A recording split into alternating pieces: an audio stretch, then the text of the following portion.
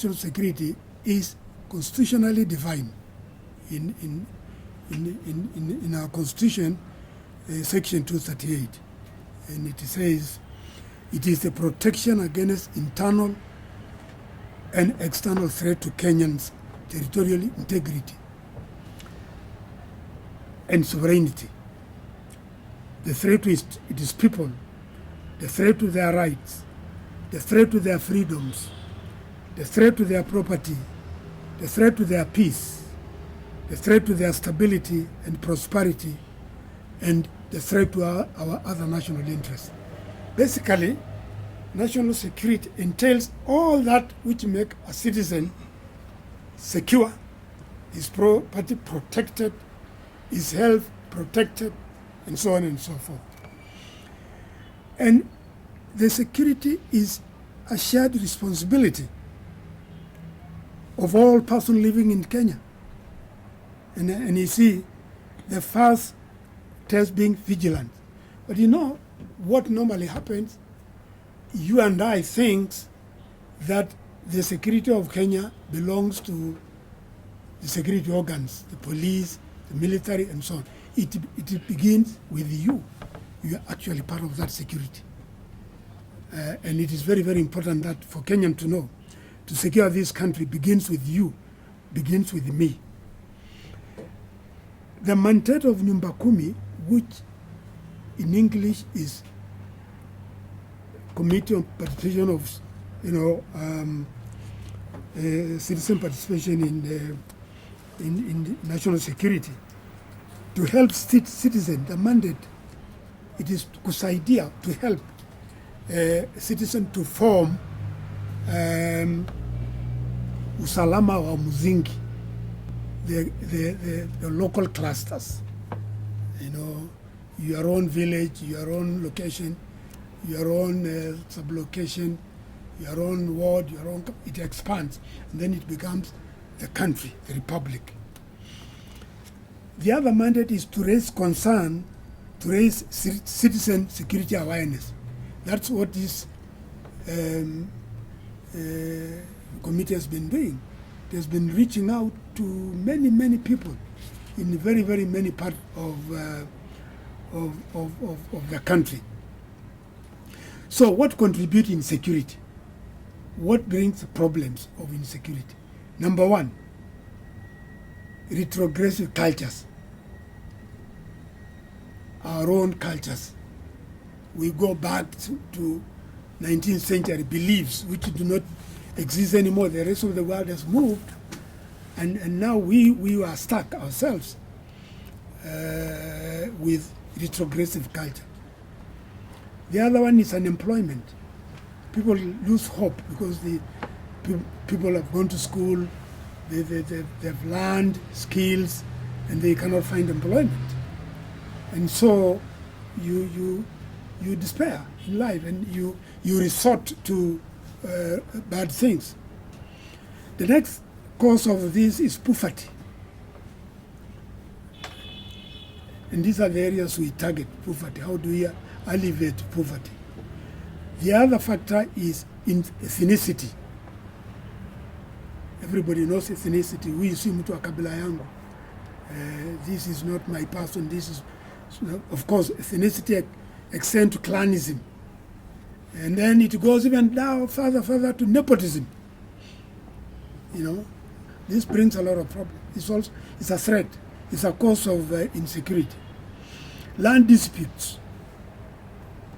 Even people we have seen of late, people turning against each other, families turning against each other, siblings turning against each other. This brings insecurity as well. Moral degradation. We have seen a lot of moral degradation. We see people defiling young kids at 6 years, 3 years. And this also brings insecurity because the person whose child has been molested obviously will revenge. And this brings a lot of insecurity. Environmental degradation. Tumekata viti, tumeharibu environment yetu. It creates insecurity because water level will go down, and so on and so forth. Of course, the song which has been there and everybody is singing today is the best song everybody is singing in this country. It's corruption. You hear people, oh, corruption, these fellows have stolen so much, and it is there. And we want citizens to come forward and make sure that this crime is eliminated in our society. It's giving us a bad name.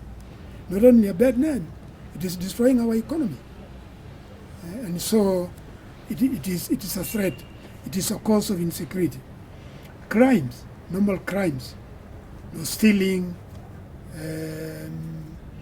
burglary, and all sorts, cattle rustling. Today you are a very wealthy person, tomorrow you are a pauper because people have come and taken your cows or your goats. We have this problem like even in North Rift, and it's giving us, we are spending so much money which could have been directed to help education, health sector, roads, but we are putting a lot of resources to ensure that people in North Rift, Northeastern are secure because of this crime. The second one is bad politics. Our politicians, for trying for themselves, trying to get bonker points. We must talk badly about somebody else. And then vita inatokea. You have seen it very clearly today, and I was very surprised. I was watching before I came here that an honorable member booked a venue, and then somebody said that venue has already been reserved for something. And then he went to another venue, and we are rehabilitating this venue. So now you can see that's bad politics, because you are scared of your opponent, then you try to put obstacles. This brings bad politics. This brings insecurity in that area. Even I was watching, especially I was watching Muranga, there's a bit of confrontation. So all these things, bad politics. You see what has happened at the University of Nairobi when they are doing, Zone was doing election. They went even as far as banning the structures. And when we responded to Kweli, the media came in and say, oh, there is the police use maximum force instead of minimum force. When the building is burning and the police are being stoned. So all these things, as citizens, I think it's important for you to know. And the most which I personally of concern is our unpatriotic media. You see our media propagating messages of Al-Shabaab. You watch a certain TV station, you listen certain vernacular station, you listen certain national radios talking, giving the enemy of this country prominence. These are threats. These are causes of insecurity in our country, and the citizens need to know.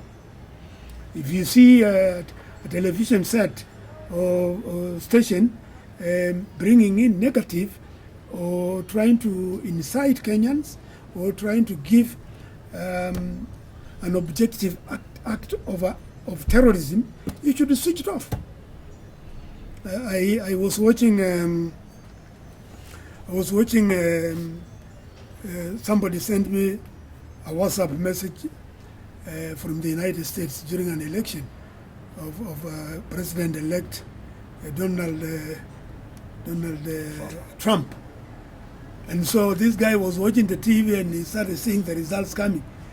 So he saw, I think he must have been a supporter of Hillary.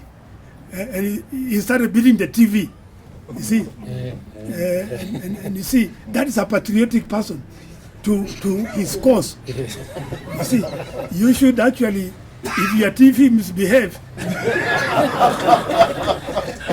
by reporting badly, you should discipline the television. This is what I'm trying to say about our media.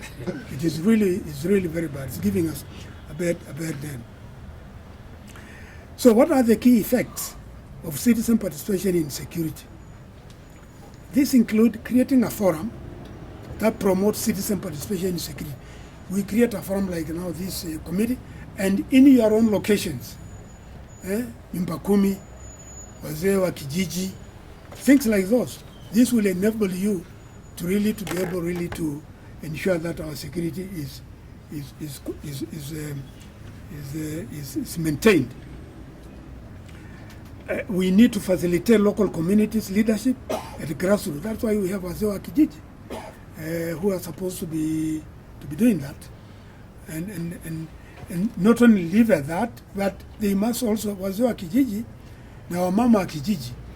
Wazee, unajua, when you put wazee, you think it is masculine. Wazee include women as well. They also get old, so they are part of the participation. So it is very, very important. So community-based institution to engage in security matters, especially the churches, the communities groups, the women groups. They should all come in and enable this. I am very proud of this committee, and I'm very proud of this committee as well. We have so far, I want to tell Kenyans, this committee has so far coordinated the formation of close to over 300,000 clusters within the Republic.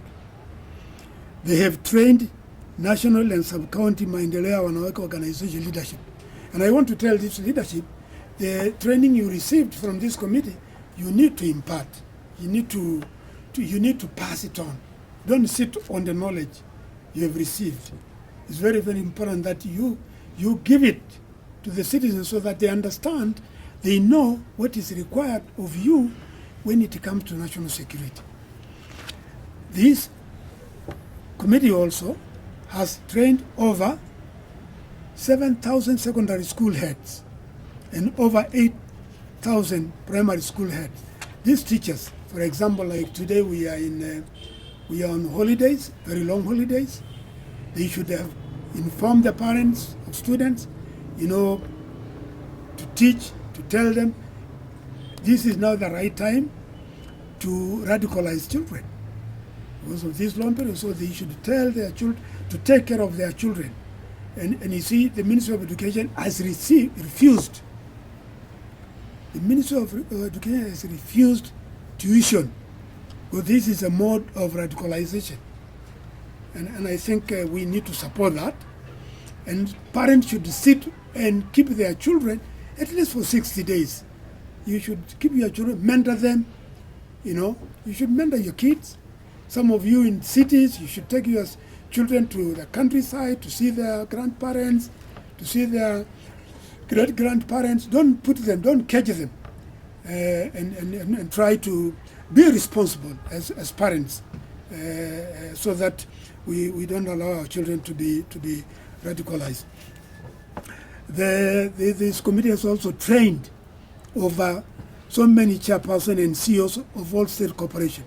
I want to request all these leaders to really impart this knowledge they have received in their own institution, and if possible, in where they come from. They have also trained over 300 National Federation of Juakali chairpersons. I think the Juakali artisans, I think you leaders who have received this message, this is why people meet together, and it's very, very important that you also pass that message to those people you partner. We have also partnered with the Kenya Faith organizations, broadcasters like you here, and I appreciate what you've been doing in the program of Sita Nyamaza. This has been a real achievement, and we are very, very grateful to faith-based broadcasters. And we want you to continue in this very, very noble assignment. is a remarkable job you are doing, and we do appreciate the ministry. The president is very, very appreciative, and we want you to continue passing this message. We have sponsored so many activities, like the Nyumba Kumi, the Kenya National Drama and Music Festival. We have trained many university chairpersons and chancellors, whom I expect, and I want to urge them as I speak today, that this message you should impart to your students, to your staff, because these are institutions mostly where this radicalization has been taking place. We have trained out many senior civil servants, and we want you to come out. We want now all of you to come out and send this message of national. You as a citizen, you are the first defense of national security. We brief all Security Committee of Parliament, both houses, Parliament and the Senate. I mean the National Assembly and the Senate. And we also want you, honorable members of Parliament, including the speakers, to make sure that this message of national security is imparted to the constituents you are representing. And so it is very, very important that we start beginning today, so that as we go into the year of election, every citizen should know or become patriotic in making sure no bloodshed, no citizen injure the other, no insecurity take place in your own constituency, in your own ward, in your own area, in your own location, in your own sublocation. We have so many accomplished activities, and I would not want to dwell on many because there are quite a number of them. We have done all the county, we have the chiefs, we are working on them. We have managed to impart very specific knowledge on countering violent extremism, working with the faith-based organization, and we want them to continue doing this. We have trained the Kenya News Agency at national level and the county level. We want this message to get to the people, because now you are the mouthpiece of this message. So we have touched on many elders, so we want these things to continue. All the county commissioners are very much on board. All the deputy county commissioners very much on board, and I want you to make sure that in your own counties, this message of citizen participation in national security is achieved. And so I am happy that I'm with the chairman. I want this message to go. I want us to continue. Let's go preaching to enhance Injili and to help each other so that we can secure our country. Thank you very much. God bless. Thank you very much, sir. And I think you possibly have something to raise, a contribution to make as you are telling from where we are. We start all our functions with the national anthem, and we close with the national anthem. We normally appeal to them that let that national anthem have a meaning. But when you say Kenya istahili heshima, how would somebody undermine the country and sing that national anthem? So just a partnership. Anybody with a question? Yeah. Yes. We start with you down here before we come to you. Asante sana kwa muda huu. Waziri na maswali mawili. Na la kwanza huenda si swali. Tumezungumzia masuala ambayo huenda yakasababisha ukosefu wa usalama. Ningeomba urejelee kauli hiyo kwa lugha ya Kiswahili. Alafu swali ambalo ningependa kuuliza ni vipi ambavyo utatumia mfumo huu wa nyumba kumi au usalama wa msingi kuhakikisha kwamba tumelikabili tatizo la vijana wetu kusajiliwa kujiunga na makundi ya kigaidi ama kuepusha na kupewa itikadi kali na watu ambao hawana nia njema. Nashukuru. Ngine. Yes. Waziri, nashukuru sana kwa mtazamo ambao umetupa mwelekeo ambao ni mwema. Maswali yangu ni mawili kwa haraka. Wizara tumepokea habari kutoka kwa waandishi wetu mashinani, ikiwa coordinator wa hii kikundi, ya kwamba kuna politicians ambao wanalipa mishahara ya kamati za Nyumba Kumi. They are paying them to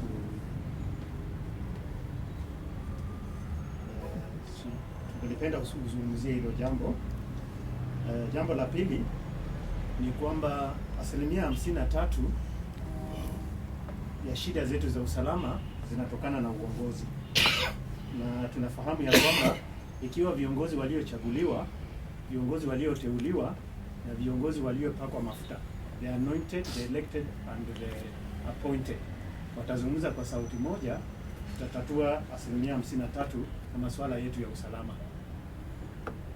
Tungelipenda kufahamu kutoka kwa ofisi yako ni nini unafanya kuweza kuhamasisha viongozi, maana citizens wameanza kuhamasishwa na kupokea habari hii, lakini 53% of our security problems are leadership problems. Sijui kwa upande wa uongozi mnafanya nini kutatua shida hiyo? Utafanya nini kutatua shida hiyo kwa sasa? Viongozi wale waliochaguliwa, walioteuliwa na waliopakwa mafuta, anointed, they account for 53% of our problems in security. Ulimesha hiyo wapi? Hiyo 53% imekuwa ikija kutoka kwetu, ni kweli, which is true. Yes, okay, I think hiyo mbili wacha tutatue kwanza, kwa sababu chama nako hapa kwa kifupi. Yes, wewe ongea hiyo kwanza, hiyo 53 alafu mimi asante, ndachangia. Asante. Hii ni kumaanisha kwamba viongozi wanasikilizwa na wananchi kwa kiwango cha juu, ya kwamba wanasiasa wale ambao wamechaguliwa kwa county na kwa National Assembly wakishikana na wale ambao wamepewa taji, wameteuliwa kwa mambo ya mfuko mafuta, imams, bishops, clergy, wakiungana na wale ambao wamepewa appointment na serikali, wafanye pamoja, waende waseme sisi Mandera hatutaruhusu, na wananchi tafadhali mkiona hii na hii na hii muone mumeisema kwa njia hii. 53% reception, they believe them. Na sisi kwa wale ambao tunafanya kampeni hii 40%, the other 40%, 40% ni ya wananchi wakijiunga na hii kampeni waziri ambao tunayo, wananchi wakichukua hiyo jukumu sawa sawa, kuchukua ati usalama ni yao, then inafika another 40%. Inabakia 7% ya wale ambao wanaenda kwa last line of defense. That's line of defense. Wanakuwa dealt na polisi, security intelligence, Kenya Wildlife Services, military. That is the spirit ambayo iko. Ya pili ni hii ya Nyumba Kumi kulipwa. Ukijumulisha 300,000 clusters na tujakuja kwa zile ambazo ni za kina jua kali ambao ni trade based, ukisema ati utaendelea kuwalipa, utafika wapi? Tumehesabu it comes to billions per month. Na ni heshima kuchaguliwa kuwa chairman wa kikundi. So hii ni kama mzee anafunga boma yake, mama anafunga boma yake, unaita serikali kulipe kwa kufanya hiyo kwa nini? Those are the two you asked me to respond. Na mimi nafikiri pia, nashukuru chairman kwamba hii usalama ni yako na mimi, kwako na mimi. Kwa hivyo siwezi kukulipa wewe kujilinda. Naelewa hiyo. Ndio tunataka kueleza wananchi, serikali anakuhitaji wewe mwenyewe kujilinda kwanza kabla. For example, kwa mfano, mtu wa kwanza kufikiwa na adui ni mwananchi. Kama mambo kama sasa pale ile imetendeka, yale yote imetendeka, ni mwananchi ndiye ataumia kwanza. Na kwa sababu mwananchi ameona huyo mtu na haku report, kama ange report pengine hatua ingechukuliwa na mambo ingezuiliwa. Kwa hiyo ile kitu tunasema, we ni mtu wa kwanza first line. Ukiona kitu una doubt, ukiona kitu una shuku, una report. Ndio wewe uweze kupata usaidizi kwa wale ambayo jukumu lao ni kulete usalama. Mambo ya kulipa politician kulipa msielewi sana, lakini ni hivi. Kama wewe ward yako unataka iwe na usalama na tuseme umepanga harambee kidogo ya kusaidia wale wanafanya informers yako, is there any problem? Sioni hiyo na sioni ni shida. Na kuja kwa swali lako, ingawa ningepatia chairman, lakini swali lako la kwanza ni kwamba yale ambayo inaleta shida ndio usalama inakuwa na shida ama inapata taharuki. Tulisema ile mfano ni moja, ni desturi yetu, sijui culture inaitwa nini, utamaduni. Yuko utamaduni imekuwa duni ama vipi kwa Kiswahili? Yuko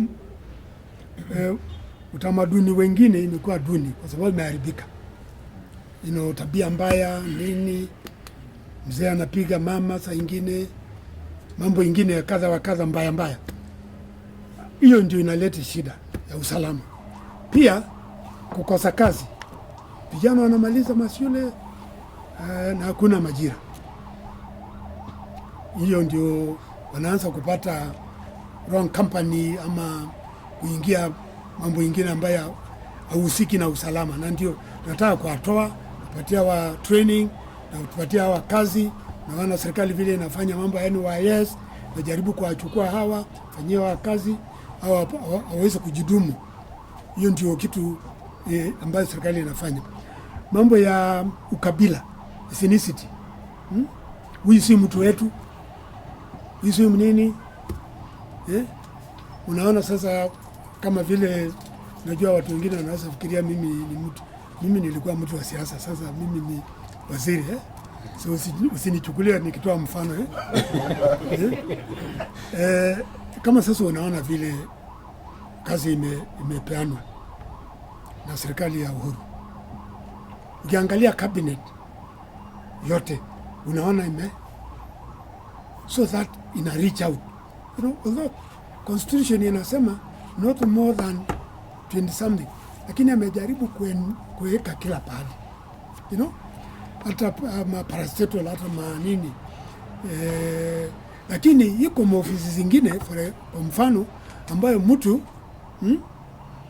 akiwa kama sasa waziri, driver ni kutoka kwao, msichana ile anapiga chai ni kutoka kwao, ile mtu driver mtu wa kwao, security mtu ni kwao, ile secretary ambayo ni professional alikuta anatoa huyu analeta ya kwao, hiyo ndio tunasema hiyo inaleta shida.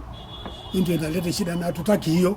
Tunataka Kenyan, if you are qualified, kama wewe uko na experience ambayo inahitajika kwa kazi, unaendelea na kazi kwa sababu unasaidia Kenya. Unafahamu? Hiyo ndio message. Na hiyo ukitoa hiyo confidence inakuja, this is our country. Tunakuwa patriotic, sisi wote ni watu wa Kenya. Lakini ukileta hiyo huyu si wetu, huyu si. Alafu ndani ya hiyo, na mfano ni kwamba hii mambo ya ukabila. Ukichukua jirani yetu hapa, language moja, religious ni moja, kabila ni moja, lakini iko kitu dudu inaitwa clanism. Iko clan, alafu ndani ya clan iko sub-clan. Sasa hata kama si pastoralist kama wa Masai, iko Matapato, Uruko, Odokilani, nini. Ndani ya hiyo iko Mokesen, iko nini. Sasa ndani hata hiyo ya ile sub-clan, hiyo ni mbaya. Hiyo ni kitu ndio inaharibu inchi. We want to be Kenyan and Kenyan and Kenyan and Kenyan. Morning, afternoon, evening, night, ukiamuka Kenyan. That's patriotism. Hiyo ndio message tunataka kupitisha kwa wananchi. na wale na nyinyi mpitishe. Ingine ni ile morals. Morals ni nini kwa Kiswahili? Tabia. Maadili. Moral, maadili mbaya. Unaona watu wanakamata watoto nini hiyo, mambo ingine kukamata wamama, hizo that's bad morals. Watu kama hiyo ni mbaya na ndio analeta nini, taharuki kwa nchi. Of course ufisadi yote, so ukiweka kwa kikapu moja inaleta nini, usalama wa nchi inakuwa inaharibika. Yes brother.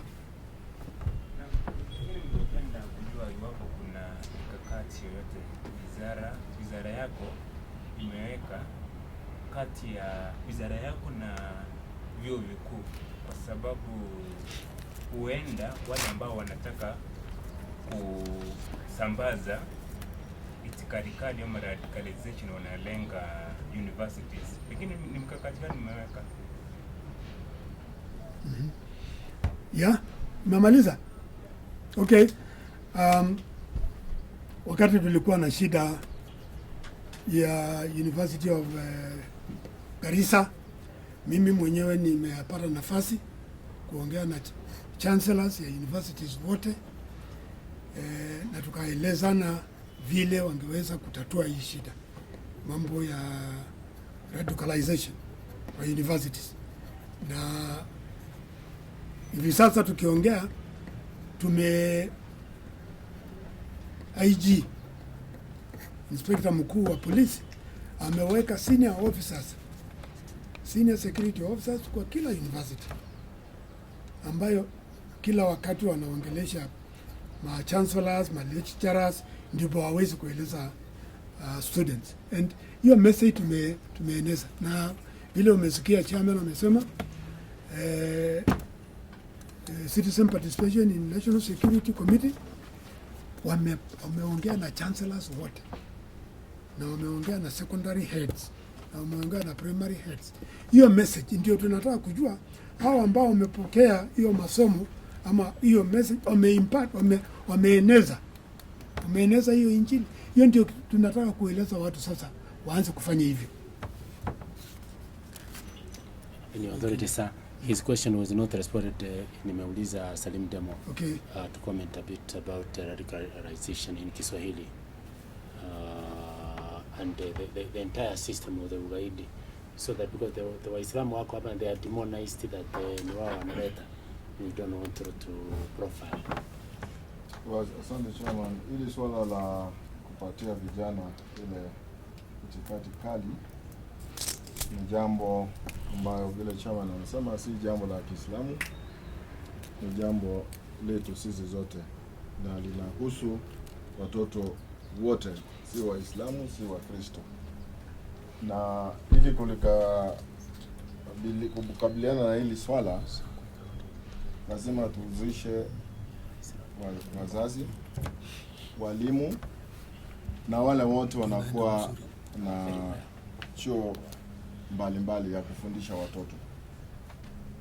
Lakini sana sana wazazi wamehimizwa wachunguze mienendo ya watoto wao, kwa sababu mtoto akianza kupata hii, njia moja ya kupata hii itikadi kali ni kupitia hizi mazimu, mambo ya mitandao. Kwa hivyo mtoto akiangalia hii mitandao, pengine kama mzazi si mwangalifu sana, inakuwa kwamba ataendelea na itafika kiwango kwamba amefikia kile kiwango sasa tunasema hiyo itikadi kali sasa yeye anayo. Kwa hivyo mzazi ndio mtu wa kwanza kuangalia mtoto wake, mienendo yake, na kuangalia mageuzi katika tabia yake. Kama alikuwa mkimya, utaanza sasa amekuwa anaongea sana, ama kama alikuwa anaongea sana ameanza kuwa mkimya, tabia ambayo sio ya kawaida. Kwa hivyo wazazi lazima uangalie. Pia kuna mafunzo kama ya waziri amesema, kama tuition, that is another, hiyo ni sehemu nyingine ambao wanapata hii mafunzo. kama kuna mafunzo yote, iwe ya dini, iwe ya nini, iwe ya vijana, yote hiyo ndio njia ya kupatia watoto hizi mambo za itikadi kali. Kwa hivyo wale wote wanaoshika, ikiwa ni wazazi, ikiwa ni walimu, ikiwa ni wale wanaendesha katika courses fulani, lazima wao wawe waangalifu. I thank you. From my head, Major, waziri aliongea juu ya media wakati ingine kama wanaenda kuleta maneno ambayo inaonekana kama wana support Al-Shabaab, na tunaingia kwa psychops ya Al-Shabaab. Ungetaka kuongea kidogo kwa Kiswahili kwa mambo ya psychops? Asante sana. Mara nyingi wale watu wa Al-Shabaab wanatumia saikolojia kuweza kudanganya na kueneza mambo yao. Hii ni kwamba wanarudia uongo mara nyingi ili ionekane ukweli, na shida ndio CS ama waziri amesema ya kwamba media yetu inatumiwa, ni kwamba wengine wanatumia bila kujijua, kwa sababu wakati wale wahalifu wamesema mambo yao, badala nyinyi kuyanyamaza mnayaeneza. Kwa mfano juzi tulipokuwa na shida ya Balade, watu walikuwa wakitaka kujua ni watu wangapi wameuawa, na media yetu kila mtu alikuwa anasema wameuawa. Sasa ukiambiwa hata ni watu 2000 itakufaidisha na nini? Hiyo ni mambo ya kunyamaza, kwa sababu wale wanataka nyinyi mseme ndio mkasirike, msipeleke watoto wenu kwa jeshi, hali wao hawasemi ni watu wangapi wameuawa. Walipoenda pale hapo wanaenda harusini, walikuwa wanaenda vitani. Kwa hivyo hata ukiwa ukinipiga lazima nimekugusa kama ni ngumi moja. Kwa nini wasiseme? Kwa hivyo media yetu inatakikana iangalie ni mambo gani ya kuripoti na mambo gani yanafichwa, kwa sababu wao kuna mambo ambayo wakiona wanasema lakini wakijua hawasemi. Na sisi tunasema hapa kwetu, ukiona sema, ukisikia sema, na ukishuku sema. Asante sana. Na ni mzuri pia niongeze kwamba iko kitu inaitwa uzalendo, patriotism. Hiyo ndio kitu tunataka kuhimiza wananchi wetu wa Kenya. Sisi tuwe patriotic, tuwe na uzalendo wa nchi yetu. Na ukiwa na uzalendo pia unakuwa na ile tabia ya kupenda nchi yako, mambo ya loyalty. You become loyal to your country, you become patriotic, you defend the interests of your country. Wewe unasimama imara, ile maneno ambayo inahusika na nchi yako unasimama imara. Na hiyo yote wananchi wakiwa patriotic.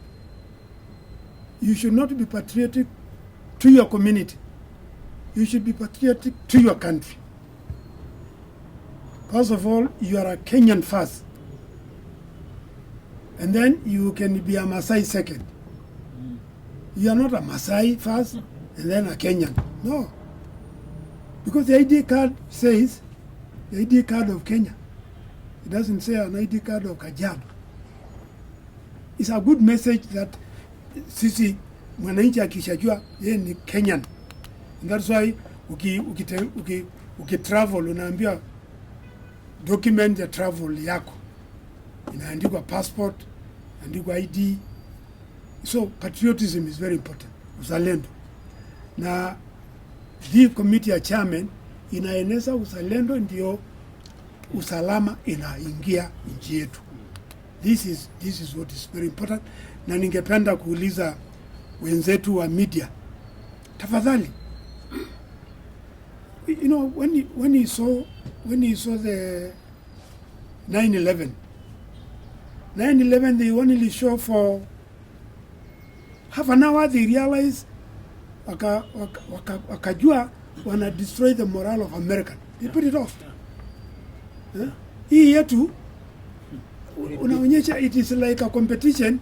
One station anaonyesha ni gani inaonyesha zaidi ya nyingine. This is what is called amateur journalism. You need to be professional. You bring professionalism to and patriotism into this. So I will indeed appreciate kama tukiwa pamoja tueneze hii message, tueneze hii injili ya uzalendo, ya usalama. Unaanza na wewe na sitanyamaza. Tueneze hiyo. Let's make it. And it will help us secure this country. And by securing this country, it's not securing Kenya, it's securing you. Because you are Kenya. You know, without the citizen, there is no country called Kenya. But because we are there, that's what is called Kenya. And we are very proud to be in this country. Extremely proud. I myself am extremely proud to be a Kenyan. Whenever I travel, I'm asked, where are you from? I come from Kenya. Oh, that beautiful country. That country of good people. You know, you feel very proud. But ukikuja hapa street wa Nairobi unakuta watu wanamangamanga hapa na anasema tu let's bring back our country. Bring back our country. Nawashukuru. Thank you. Yes, my friend. Waziri, I totally appreciate your efforts and sentences. But I expected you to say something about the social media besides the mainstream media.